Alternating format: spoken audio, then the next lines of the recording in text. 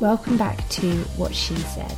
I'm your host, Lucy Lucraft, a journalist, blogger and podcaster based in Brighton, and you're listening to Series 4, Episode 9, How I Make Money Blogging.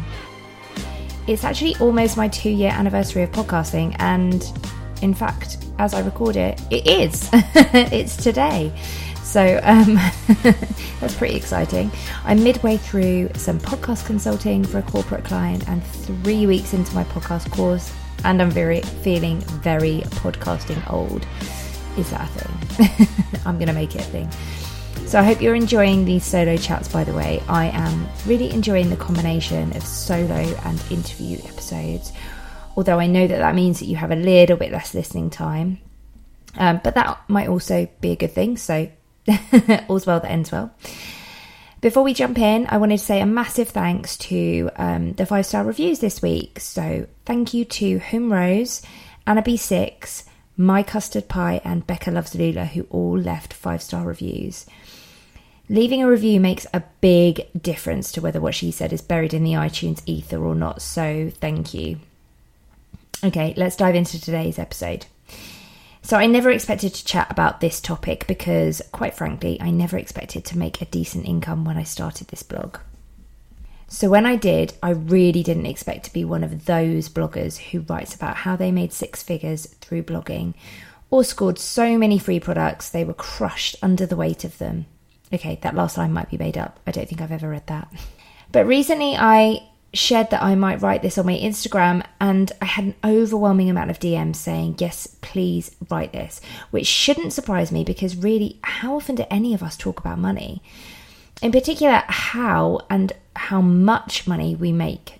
I'm not a huge proponent of everyone writing income reports and demanding 100% transparency 100% of the time, each to their own.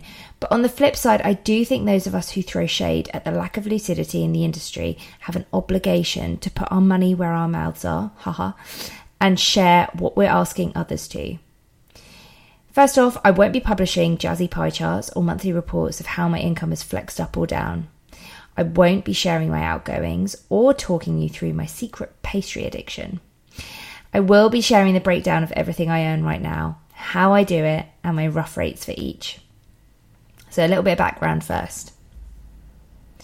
When I first started my blog, I was travelling and I did the most random things to make ends meet, seriously. Mostly social media management, which I'm really bad at, and very poorly paid freelance writing gigs, mostly for other people's blogs and online kind of travel sites. That all changed when I came home to London, when my living wage was significantly higher. My living costs were significantly higher. I temped in offices for Office Angels doing admin work. Then I worked in-house for Lonely Planet Traveller magazine. I was still travelling quite a lot, and I was in the kind of travel blogger sphere or cliques. So I picked up some work with a really big travel blog doing the founder's social media management. I managed their Instagram as well as for the agency that he also managed. I did some editing for him and blog writing. That was really crappy money. And as I wasn't the favourite, I never got the trips that he'd promised would be given on a first come, first served basis when I took the role. But it was great for networking. And I was fairly quickly approached for a role with a huge travel blogger in New York. That was really exciting.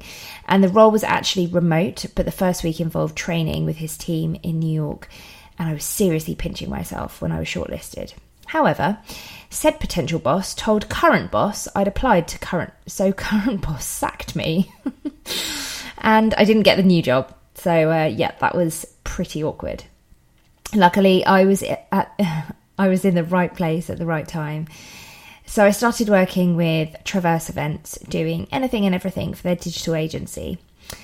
Not only was it the most fun ever, I also got my teeth stuck properly into freelance life, networking, hustling, I hate that word, and generally just learning loads. But freelance writing was always my first love. So again, I lucked out and landed my second ever staff writer role for The Express. Total baptism by fire, going from full-time freelancer to full-time tabloid journalist, but it taught me everything I know. I left when I was 5 months pregnant with an IS, which brings us to where we are now. So Deep breath. Here's everything I earn, how I do it, and how I make money blogging. Number 1, freelance writing. Journalism has long been my bread and butter, and in the year after I left the Express, I was making a decent monthly income purely from cold pitching newspapers and magazines. It's only recently I've understood how rare it is for freelancers to make 100% of their income from writing the sexy stuff. Honestly, most of my journo colleagues earn a chunk here, a chunk there, usually making money through things like PR consulting, writing for trade mags, copywriting, all sorts of stuff. In truth, I was incredibly lucky and naive. Now freelance writing makes up a much smaller chunk, and that's on purpose.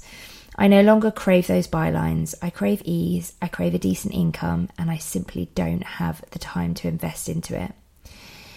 Although I have to add a disclaimer here, I've read a fair few times from bloggers that freelance writing isn't where the big bucks are.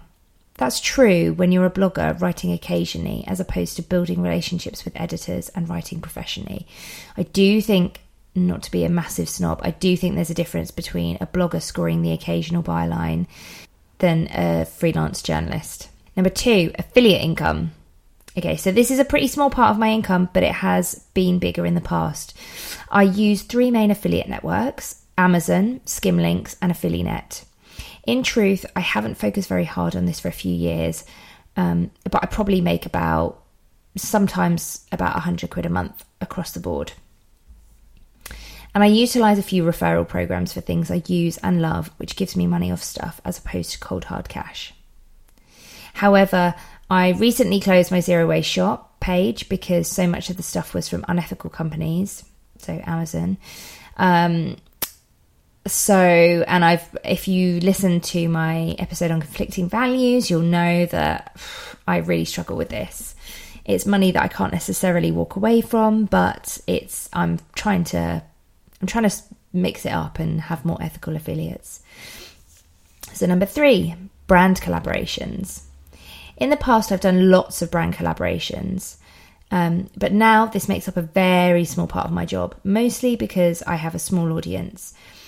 But previously, I've made around £150 to £200 per Instagram or blog post. But I recently signed up for Whaler, where I earn, absolutely nothing. So I closed my account. That was a bit disastrous. Overall, I don't love working with brands. It's really hard to find a good match for me. And those who are often have very small budgets. So I'm more comfortable working with brands on brands that really align with my values, and then on a kind of gifting basis, or working with them within their budget, than push to make the majority of my income through brand collaborations. I also can't be asked to grow my audience. So courses is the next one, and this is where I was able to take control of my income. And the feast to famine cycle was a little less raw. Having said that, there was still a month where I made 5k and a month where I made £200. So such is life. I started with a very simple self-paced course hosted by Teachable, and ended last year with 2 more intensive courses taught live by me. And I've currently switched again, or not switched as such, but I've my podcast course is completely over email with a Facebook group. So you get PDFs and audio and video.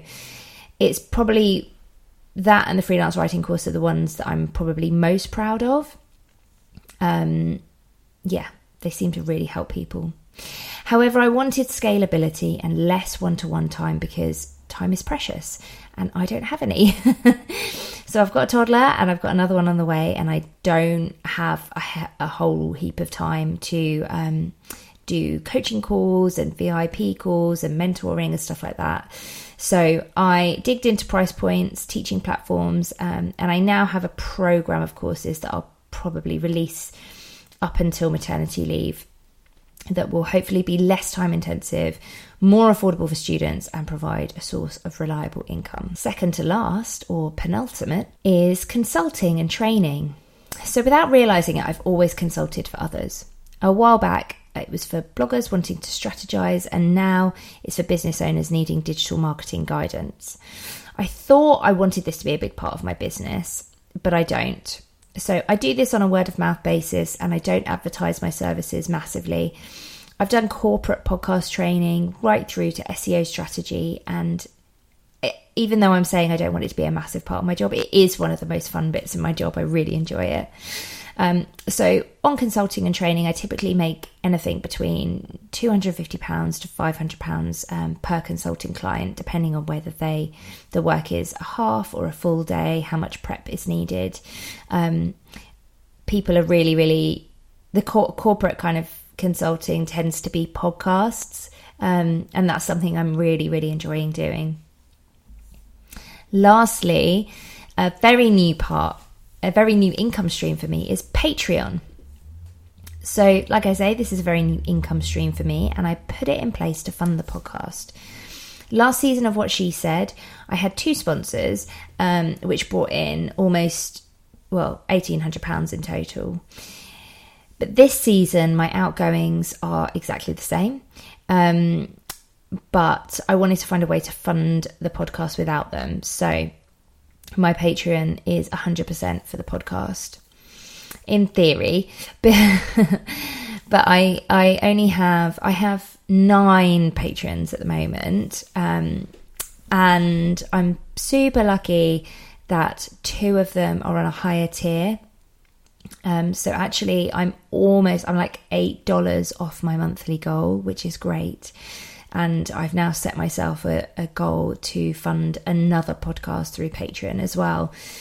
It's quite a lot of work, but it's rewarding because it's kind of a small community and they're paying you and you're giving them stuff, which is really nice.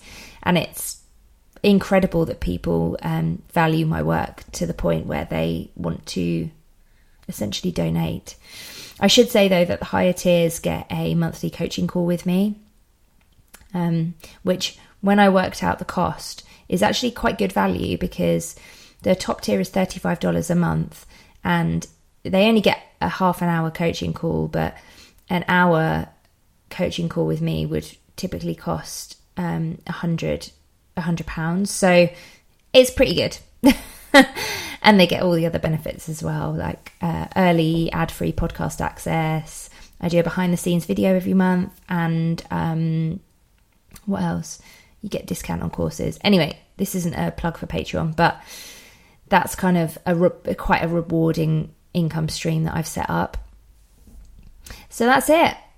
That's how I make money, blogging. And you should know that my blog traffic has decreased over time for various reasons, and my income has increased. So never worry about numbers. I think actually there's a blog post that I wrote specifically about this, why you don't need numbers to be successful. There's also a podcast episode with Jessica Rose Williams where we talked about getting honest about your blog numbers. And both speak to the fact that you don't have to have 100,000 followers or monthly views to be a success. I hope you enjoyed the show. Let me know. I'm around on Instagram always, or Twitter at Lucy Lucraft. You can find show notes for this episode at lucylucraft.com/series S4E9. See you next week. Thank you so much for listening to the episode. I hope you enjoy it. You can get in touch with me on Twitter or Instagram. I'm at Lucy Lucraft. I'd love you to leave a review for the show if you have time. All of the information that we chatted about in this episode is in the show notes. You can find everything at lucylucraft.com/podcast. See you next week.